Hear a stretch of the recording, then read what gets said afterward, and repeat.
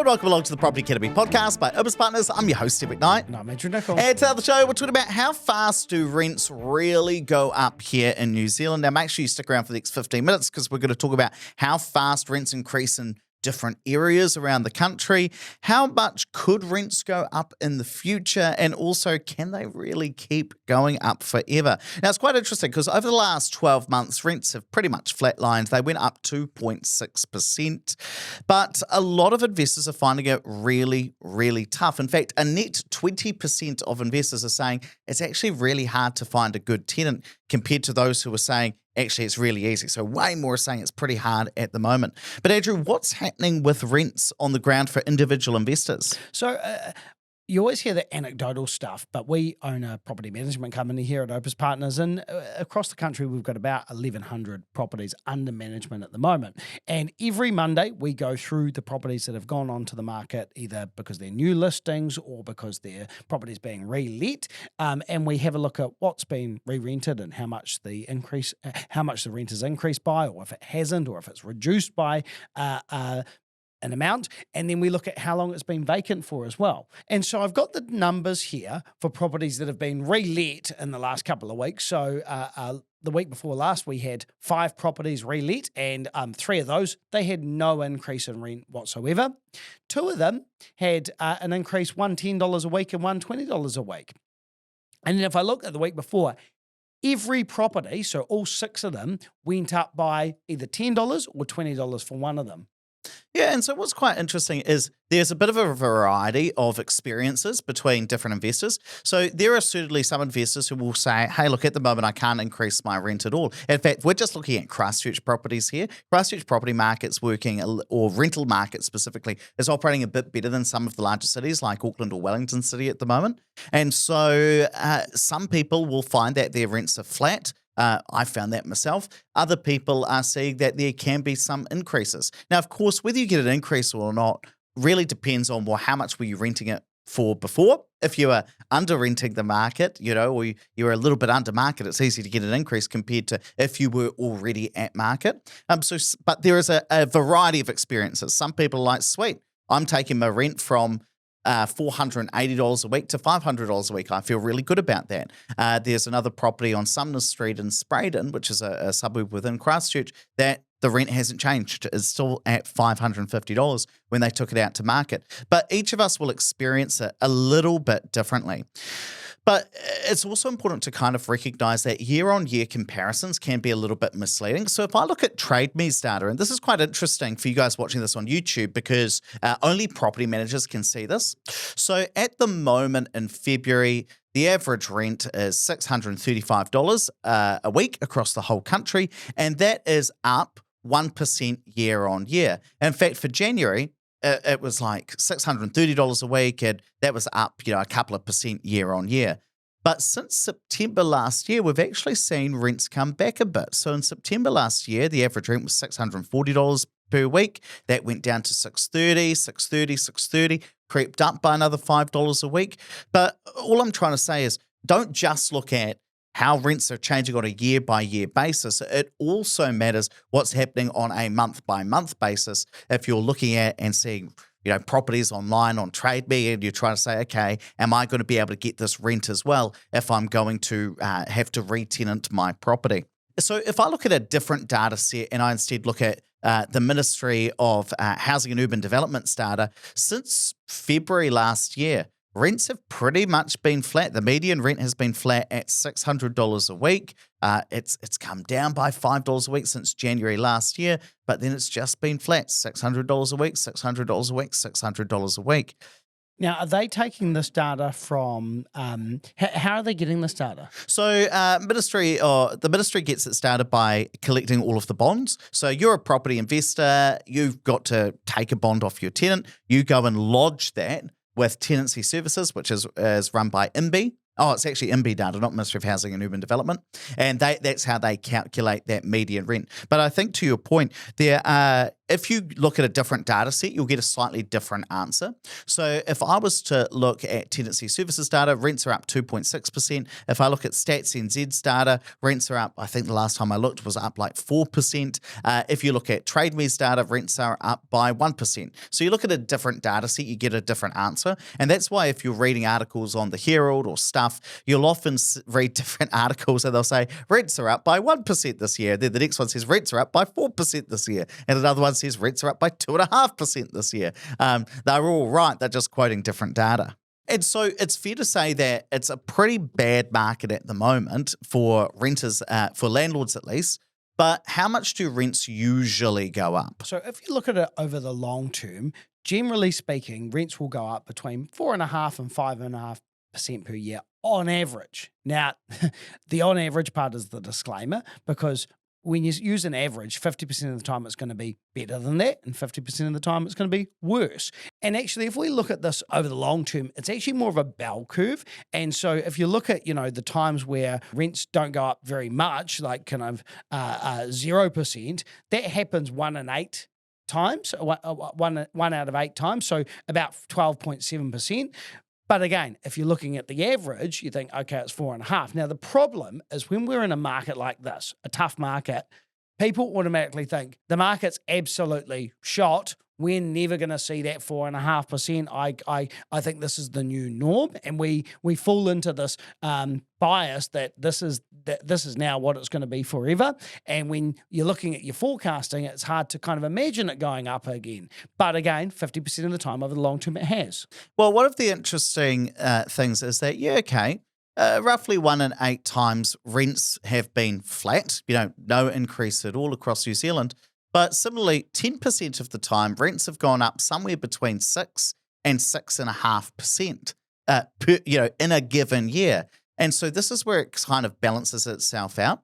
Now, at the moment, rents are up kind of somewhere between 2.5% to 3% a year in this specific data set.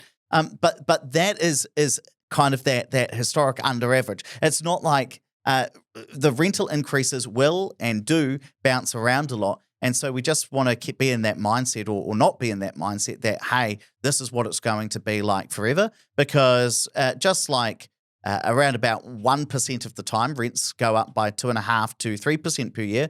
Also, 2% of the time, rents are going up somewhere between 10.5% and 11%. So it's just that when rents are going up above average by 7%, we're not worried about that as landlords or investors because things are kind of going well for us. So we don't pay as much attention to it. We've always got this bias where we're paying attention to the things that aren't going right. And then once they correct themselves, we don't have to pay attention to that. So we almost don't realize that things are going relatively well. It's really interesting if you look at the distribution. Anything over the average tends to be a lot more evenly distributed than if you go under the average. So you get a lot more just shocks like that, nothing, like 0%. And I suppose another question I often get asked is, often we talk about that property prices tend to go up faster in the likes of Auckland. Do you see that with rents as well? And the short answer is no. So if I took you back to 1993, which is where the data set starts. And I said, okay, well, how much have rents gone up since that point? Well, rents in Auckland have gone up about 260%. So rents are 3.6 times today what they were back in 1993. And blow me down, Wellington is basically exactly the same, roughly about 3.6 times higher. Christchurch, rents today are 3.4 times what they were back in 1993. Now, I don't think that is evidence that Auckland, Wellington rents go up faster. It's just that there's natural variation in the market because rents go up and down. So broadly speaking, rents tend to go up basically at the same pace over the long term. But I always like to get a bit of a second opinion on how the rental market's going. So I called up a good friend of mine, Calvin Davidson from CoreLogic, and he said, look, we've seen rents level off. There's no doubt about that, no surprise about that. There were and have been periods where rents have gone up a lot in this country. If I took you back from 2018 right through to 2024, rents in Christchurch City just went up absolutely astronomically, like over 60% in that time. But you also have periods where sometimes rents will also go down or stay flat. So we've kind of been flat for a year, but this comes after a period where rents have gone up by quite a lot. We also had a lot of migration over the last year that can keep those rents relatively high. And now that net migration is falling away a little bit, it's not as strong. Maybe you don't have as much rental demand. And so that starts to level off compared to the number of people searching for properties. I suppose the other thing is that previously some properties might have been short-term rentals like Airbnb, and then they might be switching across more to long-term rentals.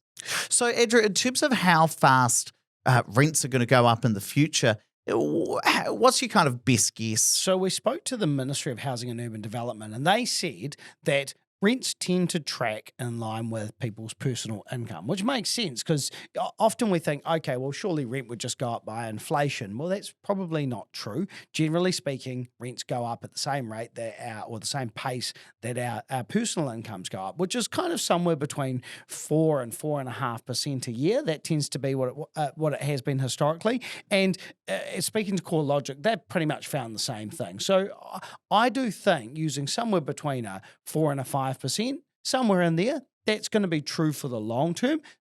It's absolutely not the case right now, but over the long term, I think that's a pretty fair assumption to use if you're modelling. Even if we look at incomes, it's amazing how fast incomes really do go up. I'll just pull up the data for you, Andrew. The thing that blows my mind all the time is if I took you back to the year 2000, the average household income in New Zealand was like 50 grand. That's the household income. Household income, right? So that might be two people earning 25 grand a year each. If we look at it today, the average household income is $132,000, just under $133,000. And so we have seen incomes rise by an average of about 4.2% a year.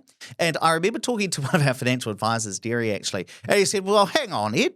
If incomes are going up faster than inflation, that would mean that our standard of living is getting better. And I was like, yeah, that's true. Our standard of living as a whole is getting better. And then people might say, but I don't feel that. And I think the reason is that let's say that your income goes up and it goes up faster than inflation. What do most people do?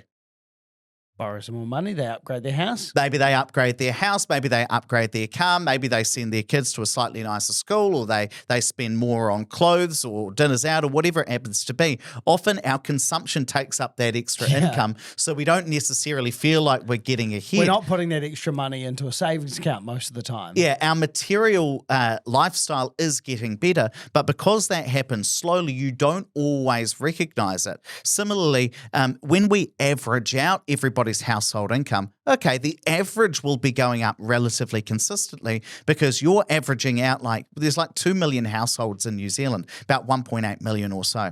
And so you're getting when you average out everybody's incomes, you get a relatively consistent increase. Doesn't happen like that for us individually. What might happen is you don't get a pay rise for a few years, then you might get a promotion. Now your household income's gone up by quite a lot.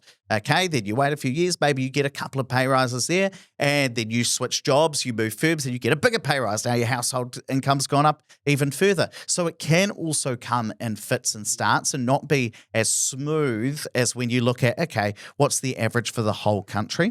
But in terms of can rents keep going up forever? The short answer is yes. So if we think about the cost of pretty much anything, the cost of everything goes up over time. The difficulty becomes, and I recently did a video, Andrew, where we talked about, I'm not sure if it's even been released yet, but I talked about that in the year 2100, if house prices keep doubling every 10 years, then the average house wouldn't be $900,000 anymore. Whatever the number is, people are going to not believe it. $164 million. No. Yeah, that's what it'd be. And what year? The year 2100.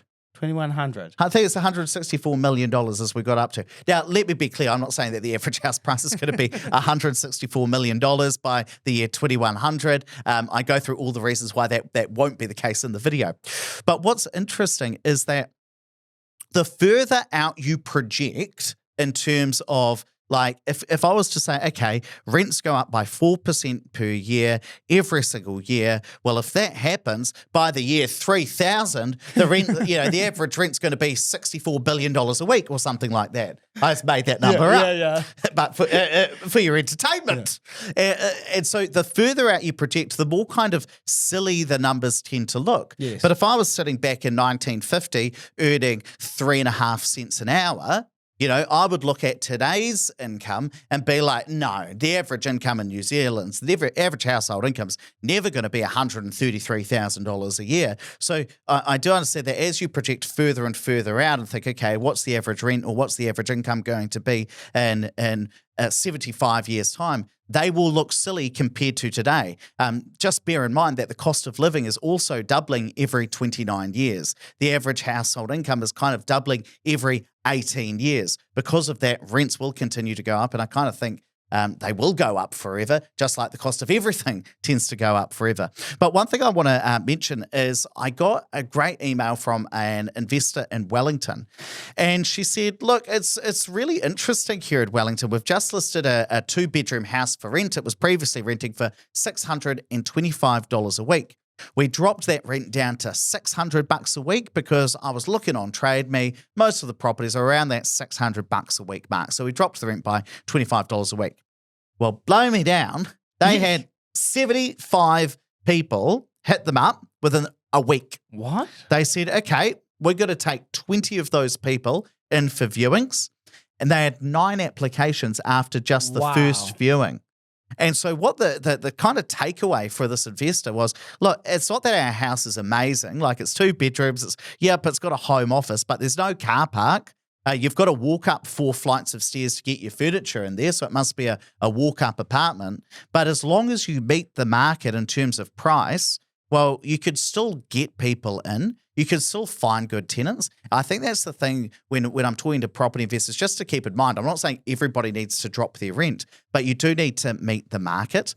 I think that's the key thing. Like, there's always going to be competition when you're renting a property or when you're selling a property, and you've just got to make your mind up as an investor where you're willing to sit in terms of the price. So personally, I don't necessarily want to squeeze every last dollar out of my tenant or the person I sell my property to in the future. I just want to get a deal done quickly because that's how I operate. Whereas some other investors, they might want to get that 4% increase year on year, which obviously you're not going to get exactly year on year, but they really want to keep on top of that. So I think you've got to decide where you sit as an investor. But if you're doing your long-term projections, I don't think there's anything wrong with using a 4 or 4.5% rental increase. That is what incomes typically increase over the long term, and people allocate a certain amount of their income towards their rent or their mortgage. So that's how fast rents increase in different parts of New Zealand, how much rents might keep going up at, and can they go on forever? Right, let's wrap it up there, but please don't forget to rate, review, and subscribe to the Property Academy podcast.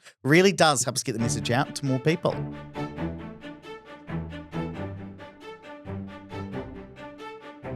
Thanks for listening to the Property Academy podcast. I'm your host, Steve McKnight. And I'm Andrew Nicol. We're going to be back here tomorrow with even more daily strategies, tactics, and insights to help you get the most out of the New Zealand property market. Until next time.